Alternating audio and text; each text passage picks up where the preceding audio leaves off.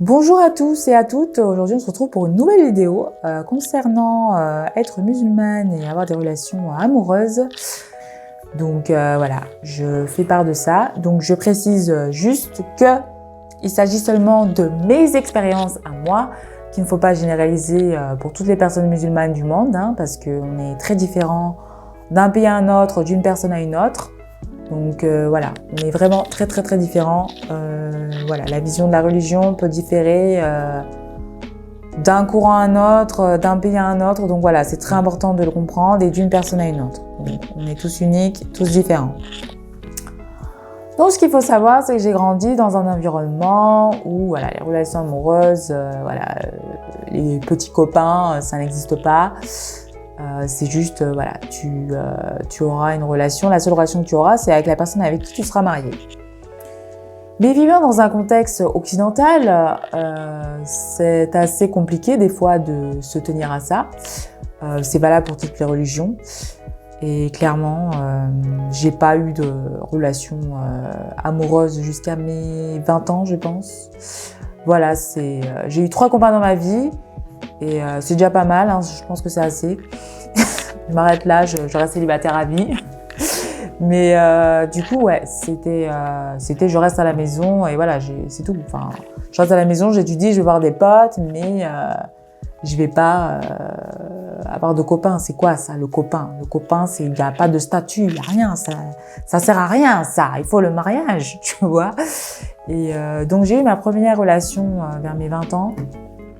Et c'est quand je suis sortie de la maison, l'échappatoire. Je sors, voilà. Et du coup, c'était pas la religion en soi, c'était pas un problème avec cette personne. Cette personne était une personne pas bien du tout, mais pour ça, au moins, elle était bien. Ensuite, ce qui a été là où la religion a commencé à poser problème, j'ai vu dans mes 2 autres relations. Donc la deuxième, c'était pas vraiment une relation très sérieuse. Je me voyais pas mariée avec cette personne, pour parler français.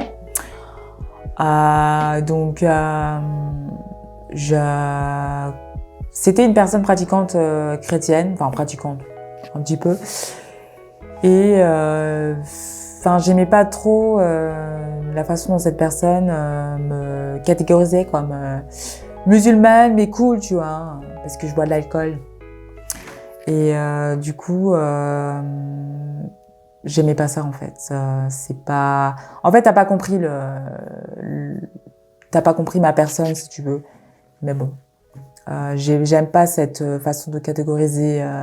Les personnes, oui, tu bois de l'alcool, t'es musulman, mais t'es cool, tu vois. Genre, t'es pas trop extrême, ça veut dire quoi? Ça, c'est pas parce qu'on est musulman ou musulmane qu'on est forcément extrême de une. De deux, ton label musulmane cool, ça ne veut strictement rien dire. De 3, je suis Aïssa, donc je suis avant tout une personne, je représente pas toutes les musulmanes et tous les musulmans du monde.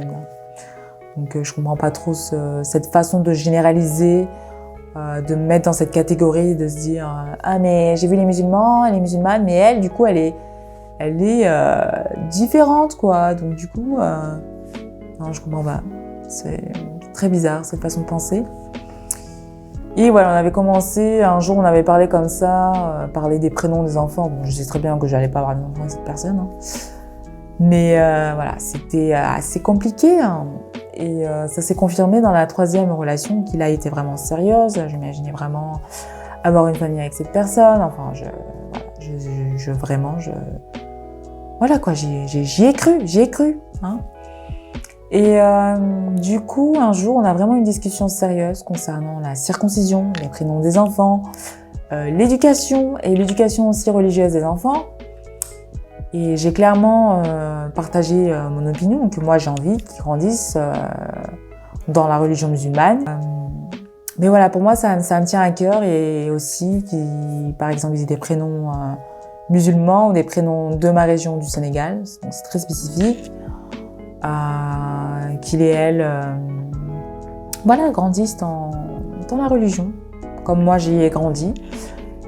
Et que si c'est des garçons, qu'on passe par la circoncision. Donc Donc quand on a commencé à parler de tout ça, là ça a commencé un peu à poser problème et la personne n'était pas d'accord, donc je peux très bien l'entendre que tu sois pas d'accord. Mais c'est pas des choses sur lesquelles je vais faire des concessions, en fait, des compromis, je ne peux pas. Je ressens en fait ce sentiment que je ne peux pas faire ces compromis-là. C'est juste ma personne, je ne peux vraiment pas en fait. C'est quelque chose qui me tient à cœur, qui est cher à moi et voilà. Et du coup, en ayant cette dernière expérience, j'ai réalisé qu'en fait, j'étais pas si détachée de la religion que ça. Moi qui pensais que j'étais assez détachée, que j'y accordais pas tellement d'importance, mais à chaque fois que j'amène ce sujet-là, qu'on fait une discussion sérieuse sur l'avenir, sur l'éducation des enfants, etc., je me rends compte qu'au final, je suis constante et j'ai toujours les mêmes réponses. Voilà. Donc, de toute manière, c'est les expériences qui font que vous allez en apprendre plus sur vous et vos principes, vos valeurs, ce que vous voulez dans la vie. C'est ça qui va vous faire apprendre. Hein. Vous n'allez pas savoir tout d'un coup ce que vous voulez dans la vie, quoi. C'est pas possible, honnêtement. Et ce que je fais également dans mes relations, c'est que je pose la question de... Je mets en scène si un jour, voilà, je décide de porter le hijab, du coup, quelle serait ta réaction, voilà. Donc dans la première relation, il n'y avait pas de souci, la personne, ça lui posait pas du tout de problème, c'était bon, c'est ton choix, voilà. Donc j'ai rien à dire là-dessus. Et pour les autres relations, c'était je te quitte. Et là, ça m'a vraiment fait mal au fond. Parce que je me suis dit, parce que je porte le hijab, quelque chose que c'est moi qui ai décidé, c'est mon choix, c'est quelque chose qui va m'épanouir au niveau religieux, tu devrais être content pour moi en fait. Et non, tu n'es pas content et jusqu'à que tu remettes en cause notre relation et que tu veuilles me quitter pour ça, je trouve que c'est un signe comme quoi la personne a vraiment une vision limitée de la religion musulmane et a des tendances islamophobes, clairement. Et je trouve ça dommage d'en arriver là, en fait. Je pense que dans des décisions comme ça, la première chose qu'on veut, c'est être rassuré, avoir le soutien de son ou de sa partenaire. Donc, voilà. Mais je trouve que c'est un bon test pour savoir un peu la vision des choses de la personne, de ce qu'elle pense, etc. Et du coup, on peut se poser la question de pourquoi en fait j'ai que eu des relations amoureuses avec des personnes qui ne sont pas musulmanes. Je trouve que dans la communauté musulmane, je me suis souvent sentie forcée de jouer un rôle. Donc j'ai grandi en France et j'ai senti que je pouvais pas être moi-même. Que je pouvais pas dire haut et fort que je buvais de l'alcool, mais que je pratique quand même la religion, etc. Et que je trouvais que, par exemple, au niveau concernant les relations sexuelles, il y avait tellement un tabou, un déni, on jouait tous la comédie. Enfin, j'ai l'impression qu'on était des fois dans la commedia dell'arte. Et le fait que tout ça soit des tabous, la drogue également, qu'on fait tous plus ou moins semblant, tout est plus ou moins semblant. Je ne dis pas à tout le monde, mais je trouve que ces problématiques n'étaient pas mises en avant, qu'on devait crever l'abcès. Il est important de parler de ces sujets-là parce que j'en suis sûre, j'ai vu tellement de cas en fait de personnes qui ont fait des choses qui ont fait des choses qu'elles n'auraient pas faites en fait si on aurait parlé par exemple de sexe, si par exemple ça aurait été normalisé de dire écoute, on a cette vision-là des relations sexuelles, on pense ci, on pense ça.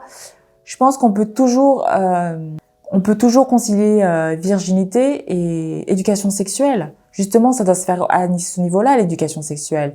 On ne doit pas non plus diaboliser le sexe en disant c'est totalement péché, c'est quelque chose d'horrible, tu vas aller en enfer. Non, il faut vraiment, je pense, faire une éducation au niveau sexuel en se disant que oui, on se préserve pour cette personne, mais qu'on doit connaître son corps, etc., ses désirs. Donc, c'est toute une autre façon de faire l'éducation sexuelle, tout en conciliant la virginité. C'est très très dur de nos jours dans un contexte aussi occidental également, mais c'est du travail quoi. Et je trouvais que voilà, il y avait des personnes qui s'étaient faites recoudre l'hymen, d'autres personnes qui restent vierges, mais l'autre personne va aller avoir des relations sexuelles parce que la personne ne peut pas attendre, mais là, c'est surtout les femmes que j'ai vues dans ce cas-là, voilà, qui attendent, qui se préservent, mais que l'homme, puisque c'est l'homme, du coup, il a droit, quoi. Donc, je trouvais ça assez, hypocrite et je comprends pas, du coup. Et je trouve cette hypocrisie terrible, cette pression qui est mise sur la femme musulmane. Oui, elle doit rester vierge, mais l'homme n'a pas du tout de pression. Il est tranquille, il peut faire ce qu'il veut. Donc voilà, j'ai trouvé beaucoup ces cas-là et c'est vrai que j'ai grandi aussi avec cette pression-là et je trouve ça injuste, clairement. Et donc du coup, ouais, grandir dans ce contexte-là, c'était assez bizarre, quoi, je dois dire. Mais en même temps, c'est pas facile. On n'a pas un guide parfait en nous guidant, nous disant mais comment très bien concilier la religion musulmane et grandir dans un pays occidentalisé ou d'Occident. On n'a pas ce guide-là, clairement. Il n'y a pas de guide point par point qui reprend. Oui, alors vous devez faire ci, ça.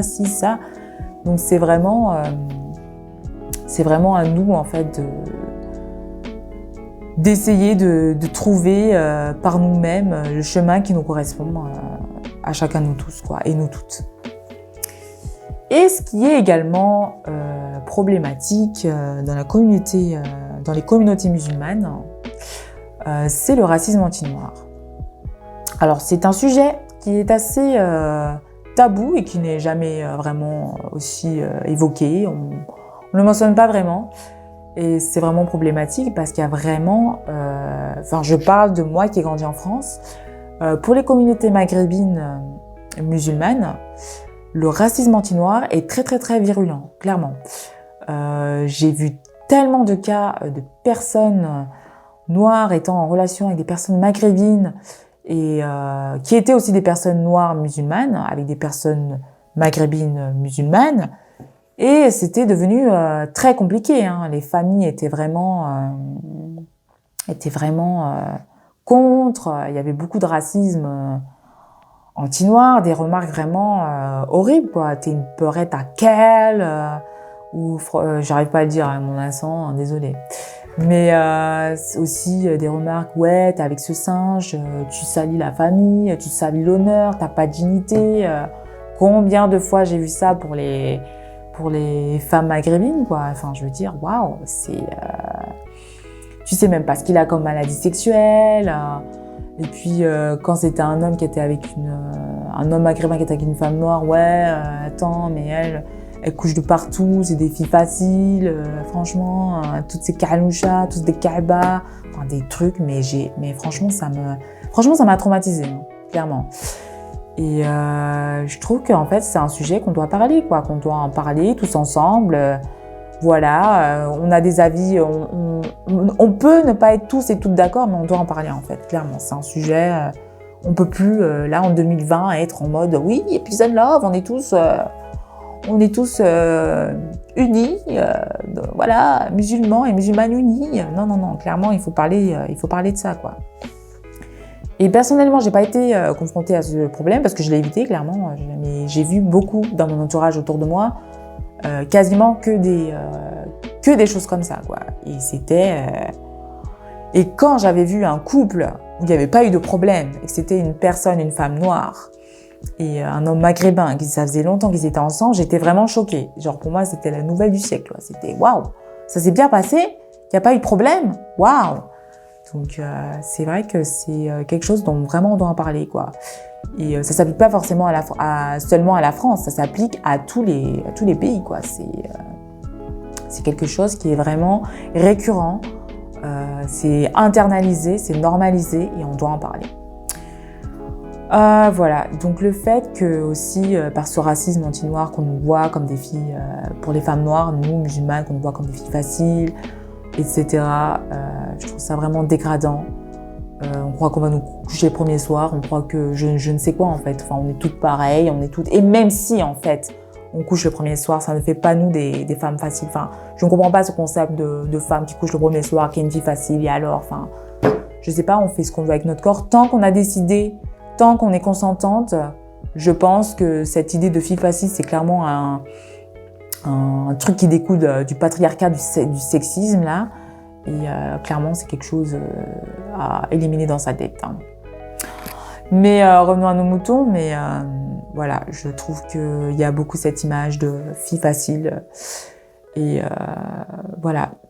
Et par une certaine manière, ils veulent nous humilier avec ça. Voilà, nous mettre toutes dans le même sac, on est toutes pareilles, toutes dégradantes. Voilà, nous avilir jusqu'au bout. Et je trouve ça injuste, clairement. Je trouve ça très injuste. C'est compliqué dans un sens aussi quand tu es une personne musulmane et qu'on dit que tu es la personne... t'es pas vraiment musulmane en fait. Parce que, voilà, comme j'ai dit, je bois de l'alcool et voilà, je vais pas me cacher. Qu'est-ce que je te dis, au bout d'un moment, c'est comme ça. Et ça veut pas dire que je vais boire de l'alcool toute ma vie, ça veut pas dire que je me tape des cuites tous les 4 matins. Voilà, ça veut dire que de temps en temps, oui, je bois de l'alcool, oui, voilà. Et je vais être catégorisée, je vais être lynchée, je vais être en mode oui, mais de toute façon, toi, t'es pas musulmane, t'es pas vraiment musulmane, parce que si, ça, mais c'est quoi ça, t'as pas honte, juger, critiquer, etc.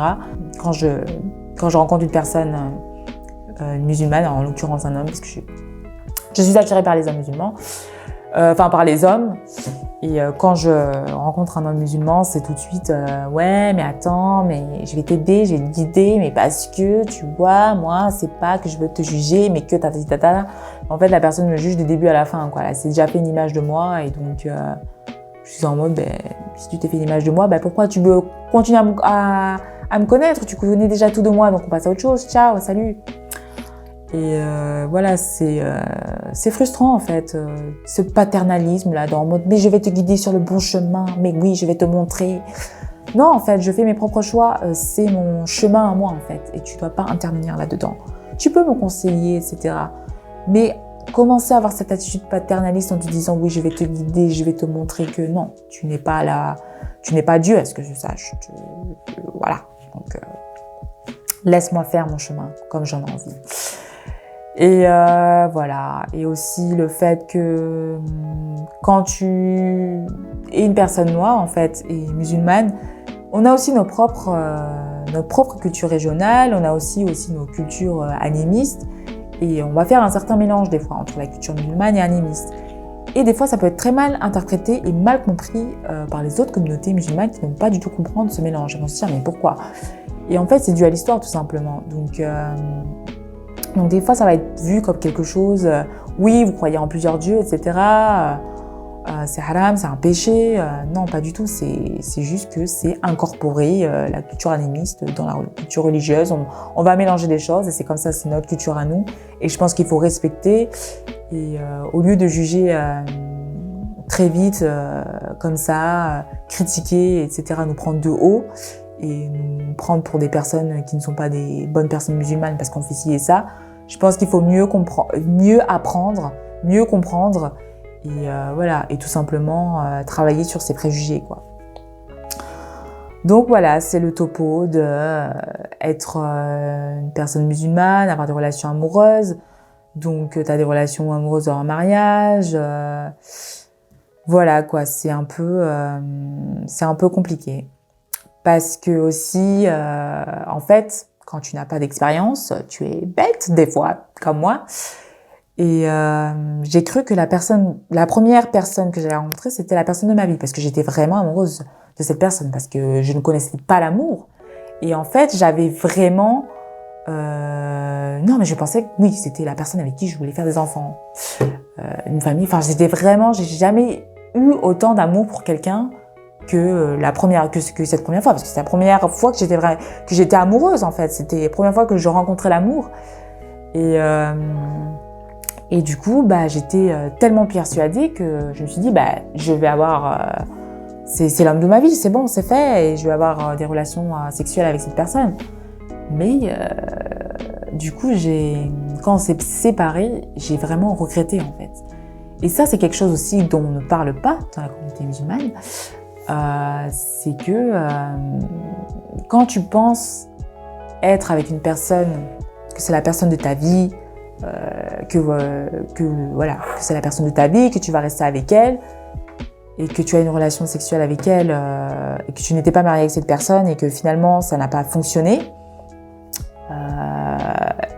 Et là vient le regret en fait. Ça m'a mis énormément de temps à ne plus regretter cet acte. Et je pense que ça m'a mis, je vais pas vous mentir, ça m'a mis jusqu'à cette année. J'avais 21 ans et oui, ça m'a mis 7 ans. 7 ans à ne pas regretter cet acte.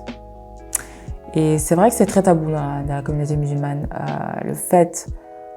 Parce que j'étais quasiment sûre, pour moi, c'était pas une autre personne, ça ne pouvait pas être une autre personne. Et j'ai vraiment regretté, j'ai vraiment été... Ça m'a vraiment mis mal beaucoup. Et j'ai eu d'autres problèmes aussi qui ont fait que j'ai été en dépression, mais ça aussi, ça m'a pas aidé. Ça a beaucoup joué dans mon estime de moi. Je me suis dit, mais je fais n'importe quoi.